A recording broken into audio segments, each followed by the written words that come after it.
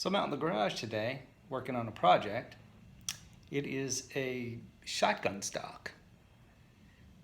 Now, this shotgun stock has been stripped. I stripped it down and I used this stuff. This stuff is like a paint stripper. I highly recommend it, and it is, no fumes or anything like that, no harsh fumes, safe. I'd still wear, protective gloves and all, but a lot better than the paint strippers of the past, that's for sure. I used it on a antique clock that had that was painted with latex paint. Somebody painted it white.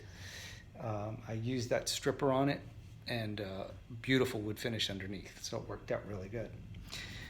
So I've used that stripper on the gun stock, and you can see it still has some scratches and dings, but most importantly, it had a chip right here. The part that goes right where my hand is, it slides in, heavy metal. As soon as I pulled that off, this chip fell out. So I'm going to repair that, and I'll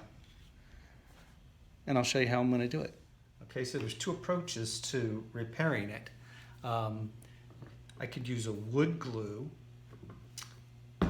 or I could use cyanoacrylate, which is like a super glue.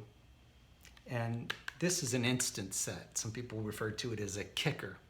So you put this on, hold it in place with something, spray this, and it sets it really quick. But it gives you a little bit of working time with this, and then when you hit it with this, it's done. It's in place. So I've decided I'm going to go with the super glue, because the wood glue will leave a transparent ring right at the repair, and it's a pretty visible place, and it would be pretty hard to clamp. It's in the weakest part because of this cutout, and it's hollowed here. So I'm going to try the super glue and see how that goes. Well, I had good success with the super glue in gluing this up, but I did not have very good luck in recording it. So what I did was I took this chip, put the super glue gel on both sides, held it in place with the end of a drill bit, and sprayed the activator on it, and it set immediately. I sanded it with some 120 sandpaper, got it very, very smooth. And just a tip, when you're sanding, feel with your finger. Don't use your eyes, use your finger to see how smooth it is. Your finger's much more sensitive.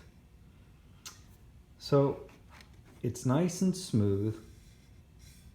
My next step will be to start on the carving. I'm going to use a US flag. That's what my friend wants. A US flag. And I'm going to actually use this as a reference. I've made a couple copies that are going to be sacrificial copies, but I'm going to adhere to this, and that's going to be our next step. My intentions are to keep these videos fairly short, so I'm going to do several parts on the carving.